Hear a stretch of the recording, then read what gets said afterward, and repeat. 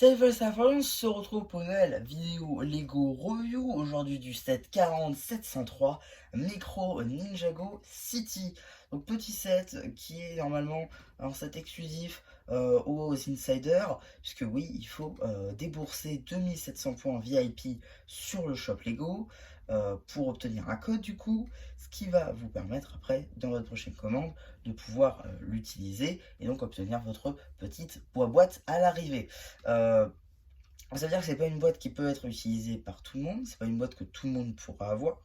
Donc c'est une boîte qui est très compliquée. 2700 points VIP, j'ai pas fait le compte, mais ça fait quand même pas mal.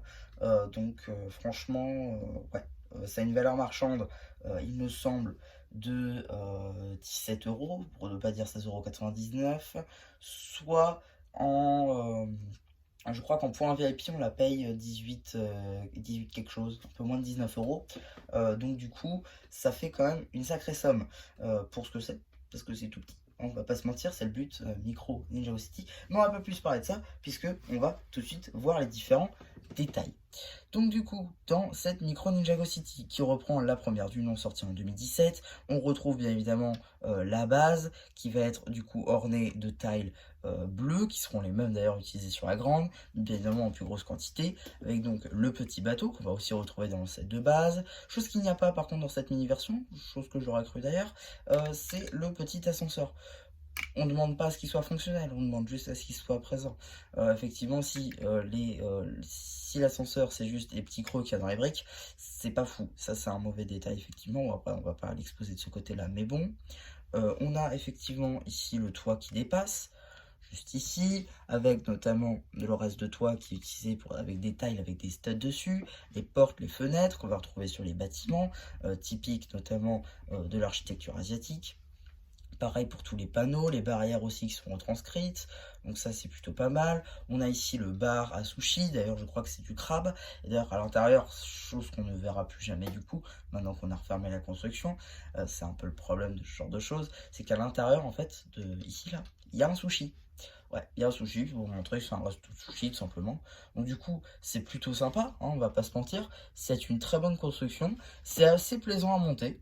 D'ailleurs, faut le savoir, c'est plutôt plaisant à monter, on voit les détails. Si on connaît un peu le set de base, on va voir quelques références, c'est plutôt cool. Ici, là, le petit truc qui dépasse en bleu et dark tan, enfin en vert et dark tan, c'est tout simplement le resto de BD, le magasin BD. Ici, on va avoir, il me semble, une banque de... Non, ça c'est la banque. Donc ça doit être un appartement.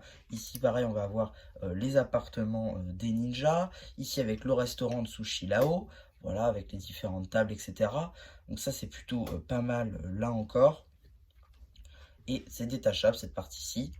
Tac, juste ici, comme ça, c'est un morceau à part qu'on va venir donc construire par-dessus.